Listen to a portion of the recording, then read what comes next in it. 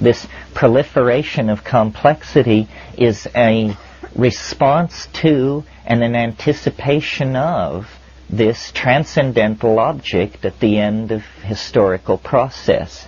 You see, if it weren't for our presence on this planet, even modern science at its present primitive state could give a fairly good accounting of what's going on, that out of complex polymers arose super complex polymers which were self-replicating, and that was life, and then you have an animal population. But the fly in the ointment of this rational model of reality is ourselves.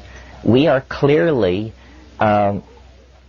imbued with a higher dimension, which we call spirit, in a way that ordinary matter, when imbued with a higher dimension, is called life. In other words, we represent a different ontological level in the career of organization, because we hope, we despair, we plan, we remember, and we misremember. You know, we lie, we fabricate, we delude ourselves and other people. All of these things are uniquely human functions. Well, I think that shamanism, which is the focus of our concern here, is a kind of anticipating of the whole pattern. And that this is really the way to think about shamanism when thinking of it as a force that can steady and complete an individual human life. The shamans are not in history in the same way that we are. By having access to this higher dimension that they go to in their trance states and their states of intoxication, they gain a fractal overview on process, on life. I mean, after all, isn't that what we mean by wisdom? Wisdom is understanding how things really work.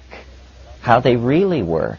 Love affairs, the raising of children, the managing of corporations, the prosecution of wars. How do these things really work? Not the deluded and fumbling attempts of the proponents of this or that school, but a Taoistic insight into the actual appropriate dynamics of everything. Well, how do you gain that kind of an insight?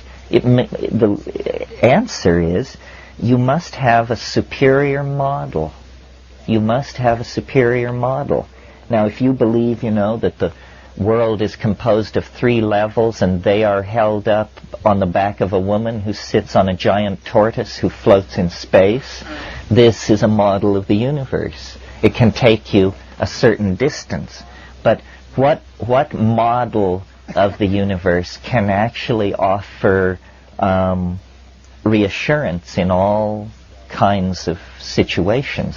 Well, strangely enough, I think that these models come from the frontiers of mathematics, that it is not mere coincidence that the storms of visionary hallucination that the shaman encounters are very much like the storms of form and color that are spewed out of a Cray 3 supercomputer when it conducts 1,000 iterations per second inside the Julius set or the Mandelbrot set or one of these other compound complex mathematical objects that we are beginning to see.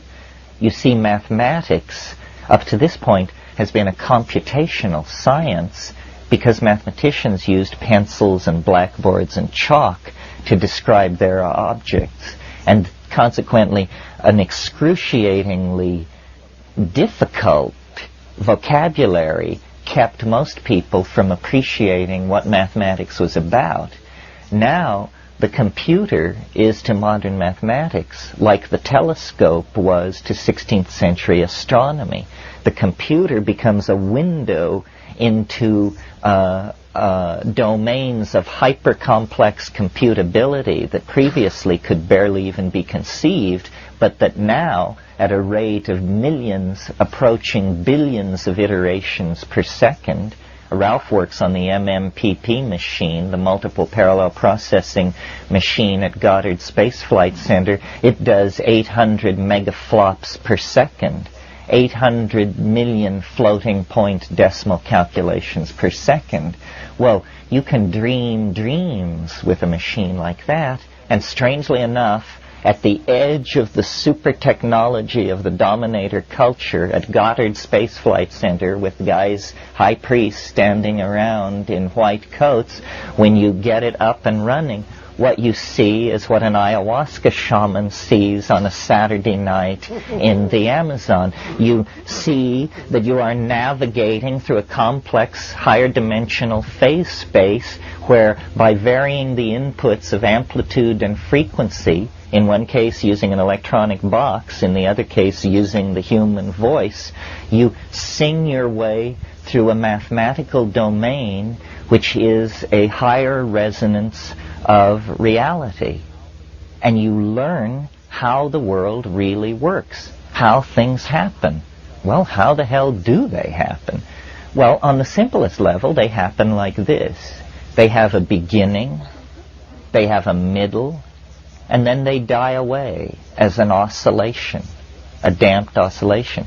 Now, this simple truth to which we all nod assent is in fact the hardest thing, the hardest swallow there is for the dominator ego and the dominator personality. Because what this simple truth says, things come into being, they achieve their inflorescence and they fade away, is, as Heraclitus put it, pantithreia, all flows.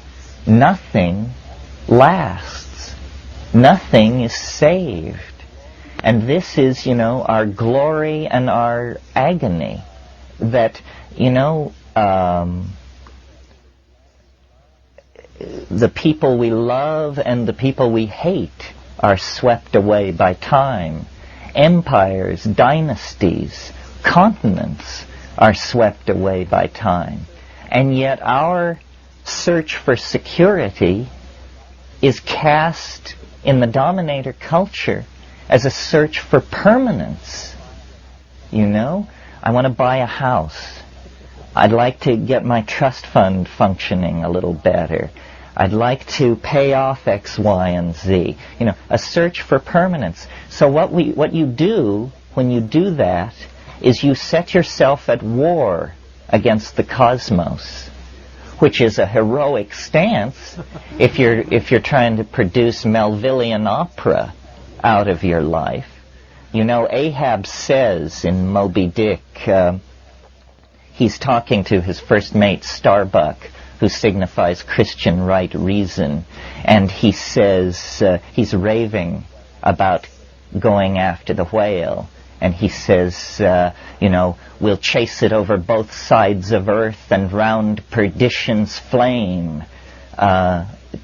And Starbuck says, to seek revenge on a dumb brute seems blasphemy.